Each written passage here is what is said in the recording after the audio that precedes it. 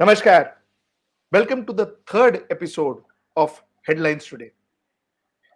Akhilesh, today it's completely about budget and what did you one can understand about this budget.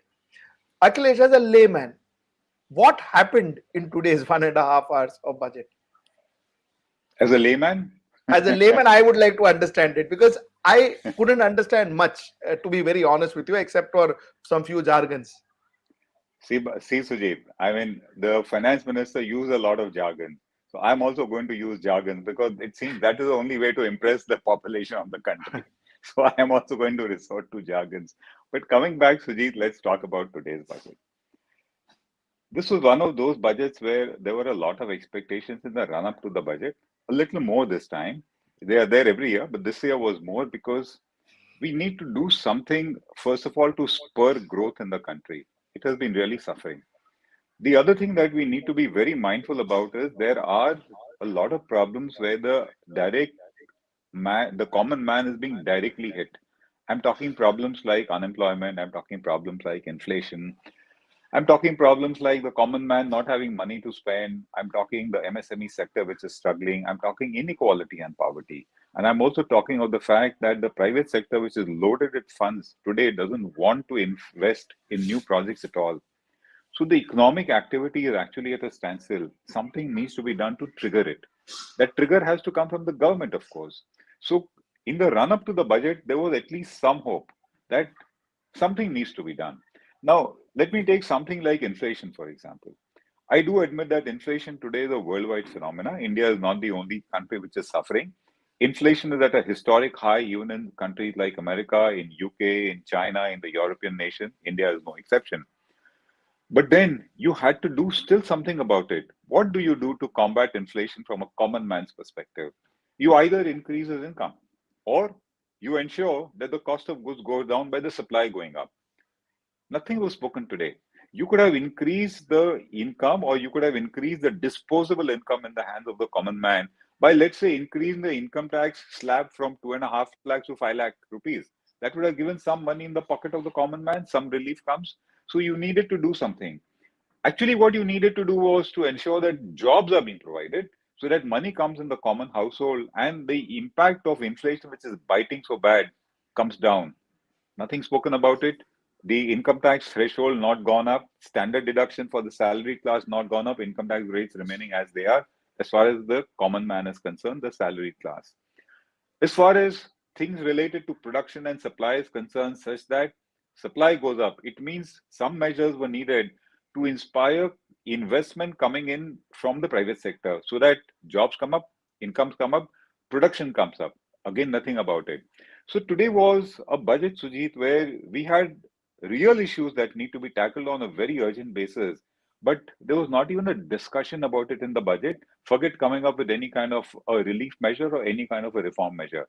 So, of course, the budget becomes a big disappointment.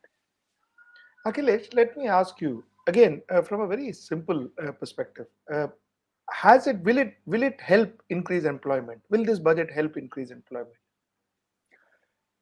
Sujit, the answer is no. And why do I say so?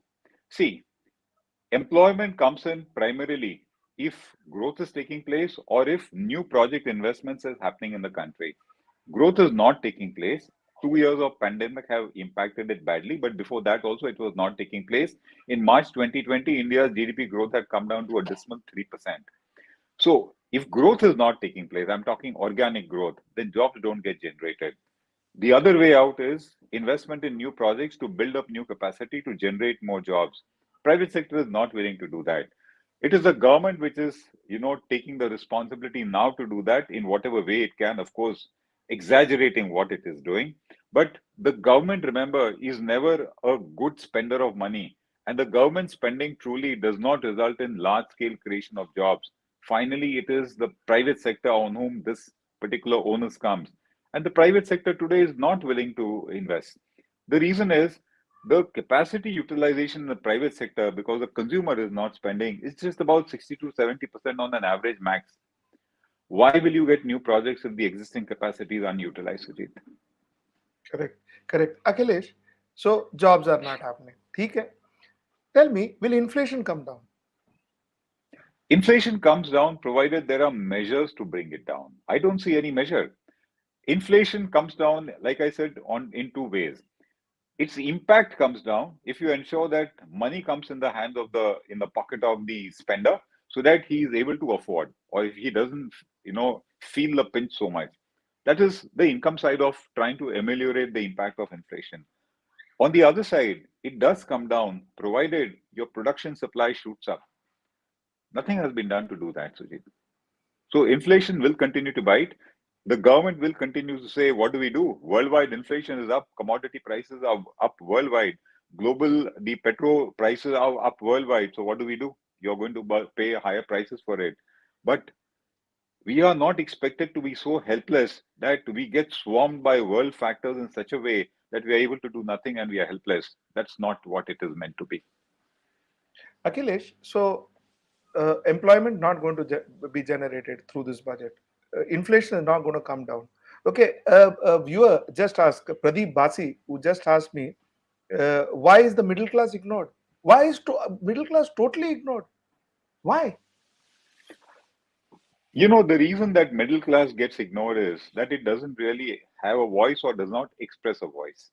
The top class has got reach, has got influence. It moves in the corridors of power, so it has a voice, and that voice is extremely influential.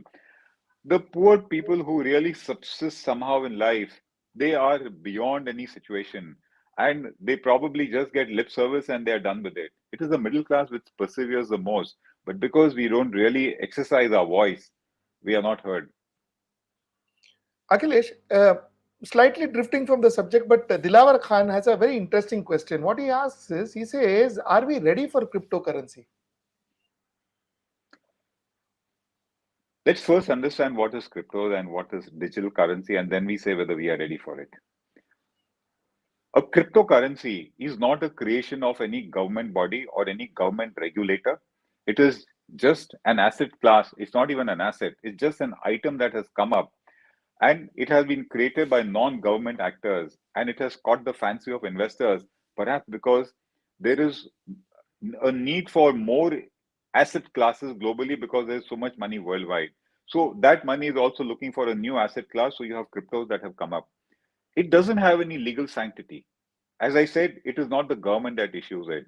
So cryptos, whether the time has come up for them or not, there will never be a time which comes up for something which is not legal or authorized or which does not have sanction or sanctity coming from the government. So it will always be a doubtful asset class, according to me.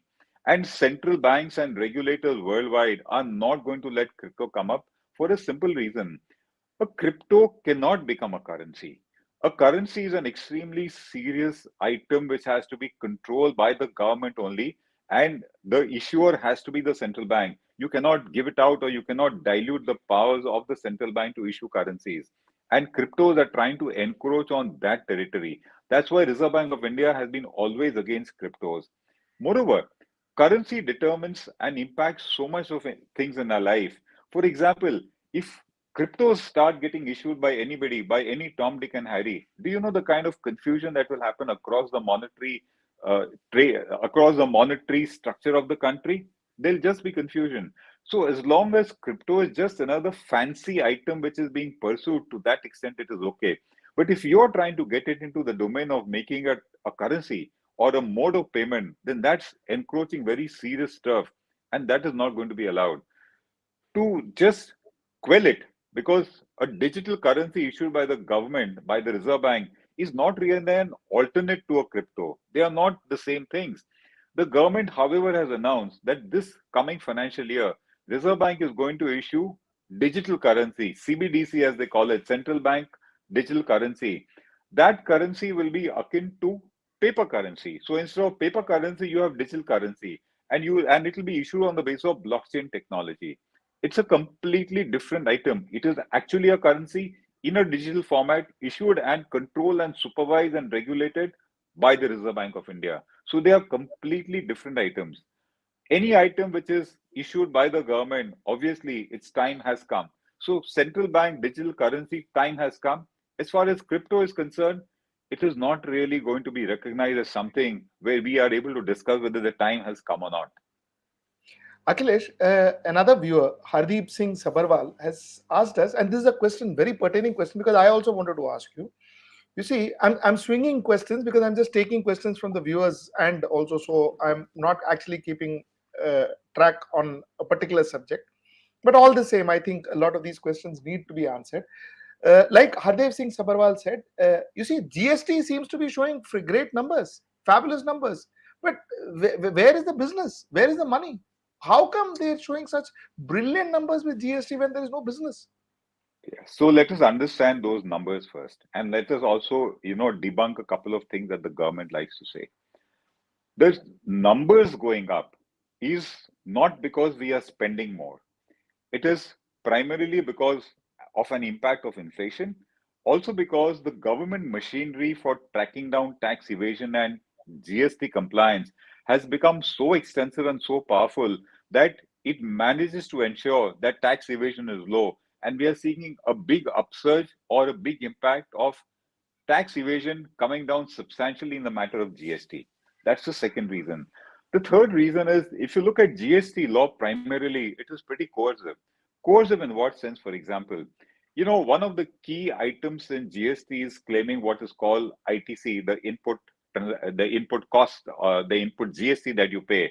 Now, ITC, in case your vendor has not deposited your GST, you're not given the claim. And the GST department ends up claiming it from you also, and perhaps later from the vendor also. I mean, these kind of things are making GST collection go up again. I do not see the GST collection truly going up because, oh, suddenly the volume of sales have gone down. In fact, companies like HLL have been confirming that volume of sales have been going down. It's just the inflation impact that keeps the prices high, and so the numbers are high. So if GST is going up, it cannot be seen as an indicator or as an evidence that the economy has got revived and is growing. That's one part of it. The second issue that I want to point out, Sujit, is while the finance minister was making her speech today, she suddenly took a piece of paper and said, while this is not part of my speech, my written speech, but I want to make this announcement to the August House. And she said, I'm so delighted to tell you that in the month of January 2022, GST collections have gone up to almost 1.41 lakh crores, which she said is the highest ever so far. And that to her, she said, was proof of how successful the law is.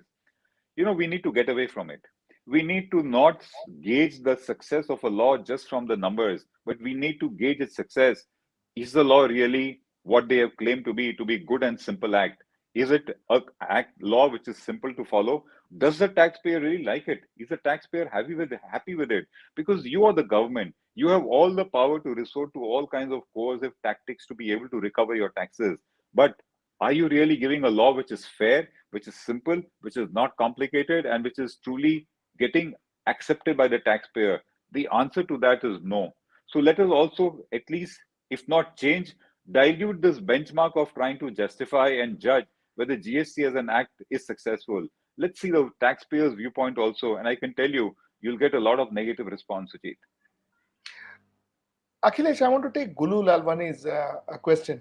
Gulu says that why have direct taxes? Why anyway a small percentage of people pay direct taxes, so why not scrap direct taxes in its totality? Sujit, this has been a burning debate since decades. Of late, Subramaniam Swamy also suggested and said, why do we at all have income tax? Why don't we have expenditure tax? So whenever you spend money, some part of it gets deducted. Some people have ended up saying, why not just have a banking transaction tax? So whenever you do a banking transaction, some tax should be paid. Now, the fact of the matter is that in case you have expenditure tax, I mean, it would be regressive. If there is an expenditure tax even to be paid by the poorest of people who probably go and pay some money to buy a packet of biscuits, that's not going to be fair to them. So expenditure tax tends to get very regressive, not acceptable. A banking related tax, again, is not going to be so easily implemented because if you're going to pay tax on your banking transaction right from a threshold, then even a student who perhaps doesn't have an income and has operated a bank account will end up paying taxes. It doesn't work again. The problem is that income tax has to be there, but it must be a simpler act, a more taxpayer friendly act. And because that is not there, we try to say that why have income tax? But if you had a simple income tax which was easy to follow, easy to comply with, I'm sure these kind of suggestions will not come. That why not have an expenditure, tax, etc. So income tax is there to stay, and you will not have an alternate to it. Akhilesh, Aru Basu, another viewer of us, he writes that I have tears in my eyes while listening to Mr. Bhargav today. So, and he says, cause I am one of the people who paid fine in GST. So here you are. Sujit, we've got instances, and it really, as consultants, makes us feel so helpless, where somebody did pay his vendor, and the vendor deposited the tax but late. And the government is collecting tax from the taxpayer as well as his vendor twice for the same transaction. And they collect it along with penalty and interest. Now, where is it fair? So, GST, by its very nature, is so coercive that we actually see a lot of our clients suffer badly for no fault of theirs because of the way the law has been designed and it is being enforced. Akhilesh, so coming back to our earlier point, uh, unemployment is going to remain the way it is. Inflation is going to remain the way it is. Taxes going to remain the way it is. GST going to remain the way it is. Somebody very pertinently asked, we are talking about 400 trains, 400 Vande Mataram trains. A, where are we going to get these kind of monies from? B, is it necessary? Sudhir, doesn't it make you sound very nice? 75 years of independence and 400 Vande Mataram trains. Please see the political optics. You are a political commentator.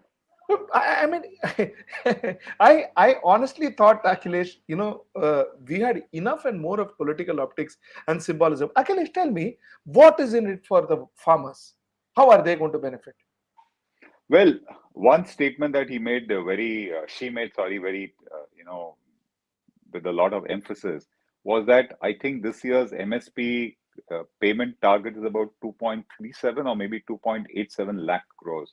And that was to kind of give a reply to all those detractors to the Farm Acts and, the Punjab farmers demanding that you must make MSP mandatory. Apart from that, I really don't remember any significant reform that would, somebody was saying double farmers' income, which was meant to be double by 2022, and we are 2022. Akhilesh, you know what? We're doing this program. Kuch to bolo. Just something you say, because you know what? I mean, come on. We had a 1.5 hour budget and nothing. In my entire career, I have never sat down and had a discussion like this where there is nothing. No, let me give them. Okay, let me. Okay. Mm. All those who have invested in cryptos should be happy, because by levying a tax of 30%, at least the government has made it clear that they are not going to ban cryptos. Isn't that a good part for them, Sujit? Correct. Okay. Okay. I mean, Okay. yeah. Further, I'll give you the good part of it also. If you're a startup enterprise and you started your operations by 31st March 2023, you are now eligible for a tax holiday, which you would not have been, because earlier the scheme was ending on 31st March 2022. So aren't you better off as a startup? If you are a corporate which is getting into manufacturing and production, you are required to start your manufacturing by 31st March 22 in order to get, or 23, I'm mixing the two dates, in order to get deduction in order to be eligible for concessional tax at the rate of 15%. Now that date has been extended to 31st March 2024. So the scheme has been extended. Isn't that good news if you're a manufacturer? So some things have been thrown here and there. So let's But also say that. no, Akhilesh. But if there is no relief on GST, like the viewer just said, there is no relief on GST. There is so many compliance. What are these actually going to benefit? Akhilesh, I've got one more thing for you. I'm going to tell you what has become dearer and what has become cheaper. That's something I can tell you. Okay, so umbrella has become dearer. Electronic toys have become dearer. Imitation jewelry has become dearer. Smart meters have become dearer. What are smart meters, by the way? I what are smart All meters? your electricity, gas meters, and Acha, acha, meters oh, that on. way, those Hmm, ones. hmm. Okay, the solar cell has become dearer. Solar modules have become dearer. X-ray machines have become dearer, which I want to get to in my next question. Single and multiple loudspeaker has become dearer. Headphones and earphones have become dearer. So go buy your headphones now, and otherwise tomorrow it's going to cost you more. You know what has become cheaper? Okay, what has become cheaper? That also I know. Okay, camera lens for cellular mobile phones have become cheaper. Mobile phones chargers have become cheaper. Frozen mussels have become cheaper. Wow. Frozen squids have become cheaper. Cocoa beans have become cheaper. Methyl alcohol have become cheaper. Acetic acid has become cheaper. Chemical needed for petroleum products have become cheaper. Steel scrap has become cheaper. Clothes have become cheaper. Gemstones and diamond has become cheaper. So whoever wants to go pick up diamonds, here you are. It has become cheaper now. Now coming back to a serious question, Akhilesh. Akhilesh, what is the kind of impetus that they are giving education? Sujit, before I come to that, diamonds have become cheaper. Will you give me a loan? I want to go and buy some. Okay, let's come to So, education. First let me point out, education budget has been cut by about 45%. So if you're talking about doing anything on education, I first want to ask you, how much of it are you going to be able to do because you've cut down your spending? That's my first thing. The most important one that I find, talk about education, and I'm like skipping elementary and primary and secondary education and coming to a more harder fact.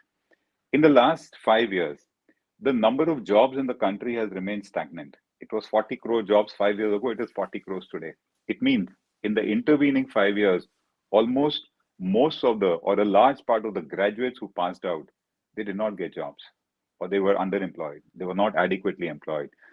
Now, an engineer who passed out 5 years ago today is perhaps going to be sitting with skills or their education which cannot be put to employable use because technology may have changed. So many things have changed. The biggest issue to me is reskilling them and making them employable.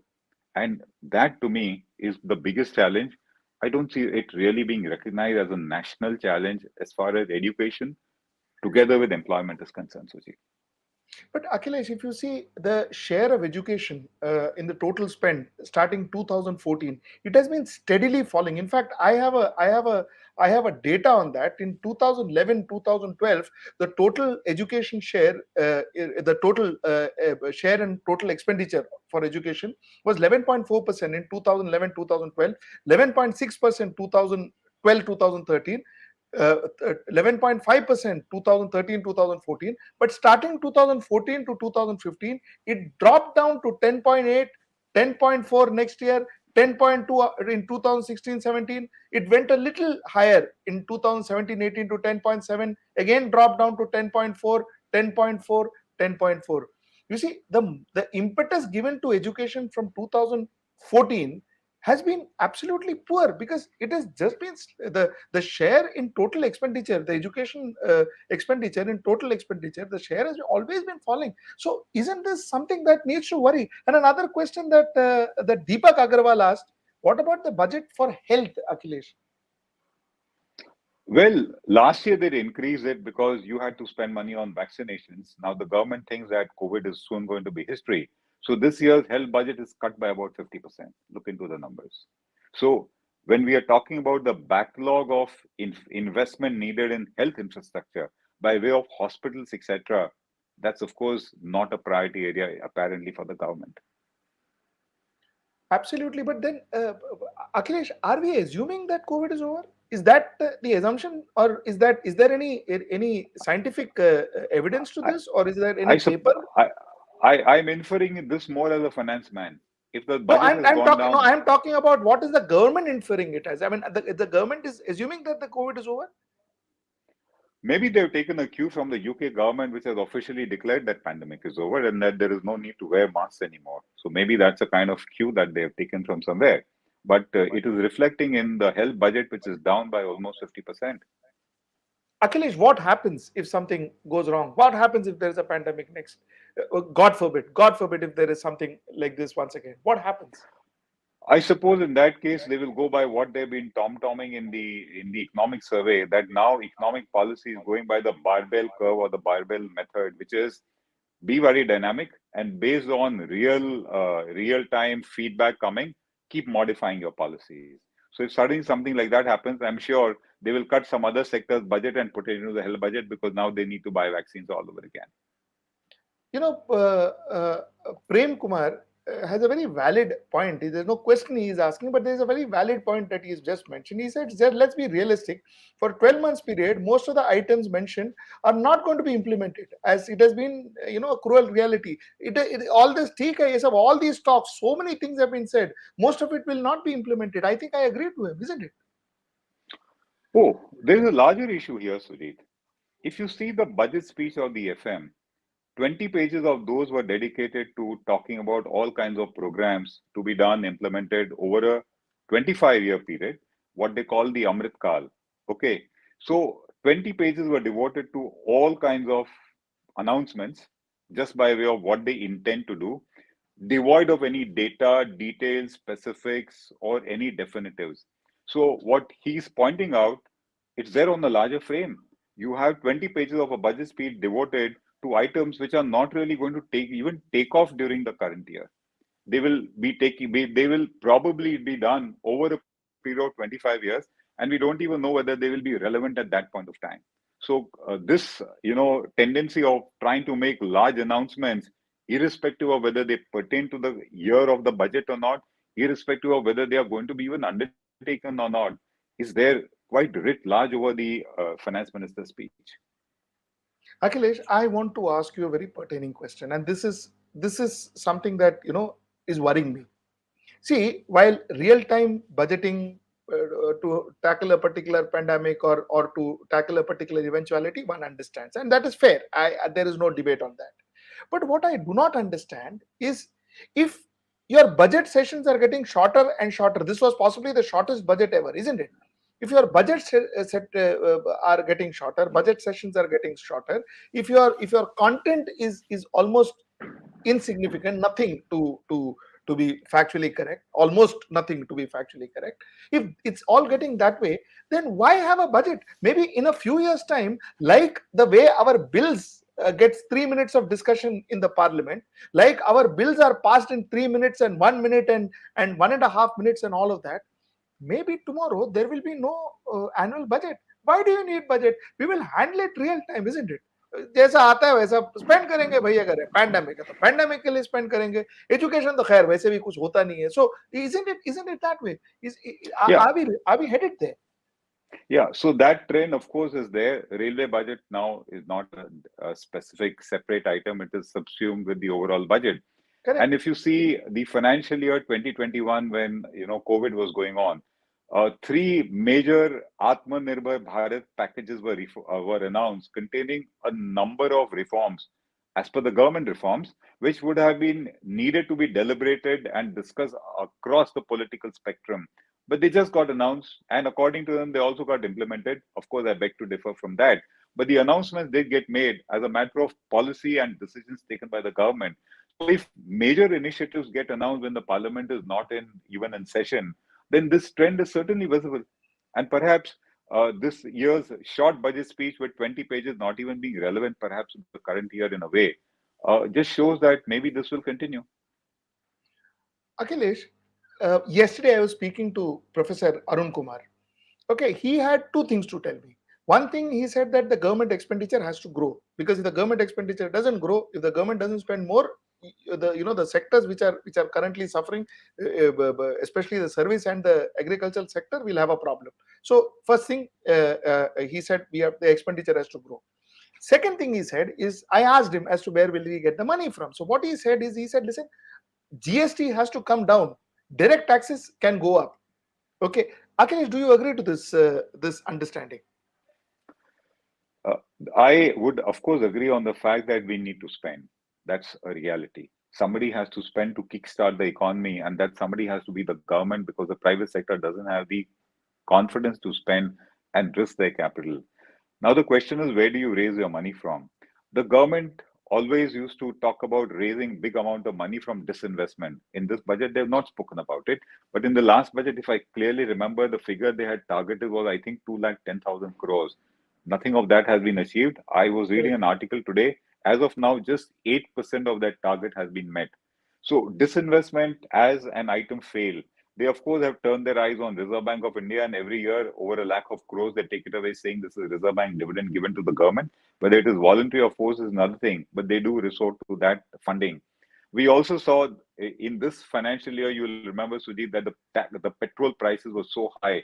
They were far higher than what was the price prevailing anywhere in the global markets. And the government took a few lakh crores by way of that fundraising. So the government has been somehow or the other trying to raise funds directly, indirectly, transparently, opaquely, or in whatever be the manner. Coming to what Professor Arun Kumar says in terms of GST versus direct taxes, if at all you want to raise direct taxes, you'll have to do it on the rich and on the corporate, the big corporates. You will not be able to do it on the household sector and the MSME sector or the unorganized sector. It does not have the capacity to be able to bear direct taxes. It will be anti-growth as far as that sector is concerned. GST to me would grow if you come down to a situation where there are only two slabs of GST rates, a higher and a lower. I think that would trigger some kind of a consumption in a way such that volumes of consumption would go up and the overall GST collection would go up. I think that would function, that is worth looking into. And even when GST had come initially, I remember the proposal was just two slabs of GST rates that never got implemented. Akhilesh, I remember we had this conversation this afternoon, and I completely agreed to you in the afternoon. You know what you said was, again, like you just said a minute back, 8% of the total disinvestment target met. 8%. Okay, you see, there is nobody trying to justify, no sorry, no why we couldn't achieve it, no why only 8%. You see, we possibly are the only government, or possibly this is the only management where you flaw, you don't achieve your targets, and you have no accountability. You don't go out and say कि भैया देखो ये नहीं हुआ मेरे से, ये पिछली बार जो मैंने बोला था वो मैं नहीं कर पाया. I mean, is absolutely lack of accountability. And the fact is not even accepting that the fact that you couldn't achieve what you committed. Isn't this ridiculous, Akhilesh? You know, while that is as far as the government's own promises were concerned, disinvestment, but you see this attitude even in terms of the burning problems that affect the common man. No discussion, not even a whisper about it, because I'm sure if there's a discussion, it would raise a question that if you recognize the problem, then why aren't you resolving it? So you have heard nothing serious about unemployment. You have heard nothing serious about the fact that the private sector is not willing to invest. You have heard nothing about the fact that inflation is really biting. It needs an immediate issue. None of the problems that we discussed, whether it's inequality, rising poverty, the middle class stressed out, the MSME sector so badly stressed out, no clear discussion or recognition of these problems. Just don't talk about it, because if you do, you're recognizing the problem. Then the question comes, what are you doing about it? So that's the same, tendency one is seeing, that, well, I will not say anything so that you don't ask me anything. Absolutely. There's a very pertaining question, very pertaining point Varun has made here. He says, please talk about smart city plans that was introduced long back with great hype. Whether they are suspended or not, what happened to them? Does anybody know anything about it? Does Varun, anybody talk we about don't. Yeah, does anybody talk about Make in India? that too. That too. Correct. So Correct. it was nice to Absolutely make the correct. announcement. After that, it is nice to forget it also. So here you are, Varun. We have no idea what is happening next to that, but that's it. Akhilesh, my last question. I know you have another engagement. My last question for the day. Tell me, Akhilesh, what would you like to see? What would you have expected? What were you expecting yesterday? Sujit, I was first of all expecting that certain burning issues had to be accepted and recognized. So I would especially lay emphasis on joblessness, on inflation, because these two are really impacting. I would have given relief to the middle class immediately by at least increasing the threshold of income tax deduction from 2.5 lakhs to probably 5 lakhs. It may not be big amount given to them, but it sends a message and it does put some additional disposable income in their pockets. I would have done that. I would have thereafter also made it clear that the capital expenditure of the government is going to be, ramped up and implemented in such a way that it is going to impact the entire economy in a very perceptible manner, such that somewhere the private sector will get inspired to start investing so that jobs take off. We need jobs to take off in a very substantial way. So there would be a lot of measures and thought that I would spend in terms of addressing these issues, because that in turn addresses the entire spectrum of matters that are burning issues today. The second thing that I would also do, Sujit, is that we need to be really mindful of increasing the government's receipts. And I would be willing to tax the big corporates and also to tax the rich. Money needs to come in the hands of the government. And they're not willing to do that because that's almost like a capitalist budget that we are seeing. So what Chidambaram called is a capitalist budget. Do you agree to that? Uh, while he has labeled it completely capitalist, I would not get into that kind of a political statement, but I would certainly put it the other way, that the budget should have had a lot of measures, relief for the MSME and the unorganized sector. In other words, for the common man. That is missing.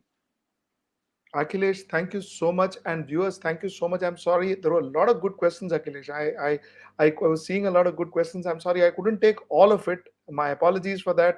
But we're going to meet every alternate day, 8:30 to 9:30. Today we are shutting shop a little early, but every day 8:30 to 9:30. Be there, watch us. Put your questions online. I'll try and take as many as possible, and we will answer that.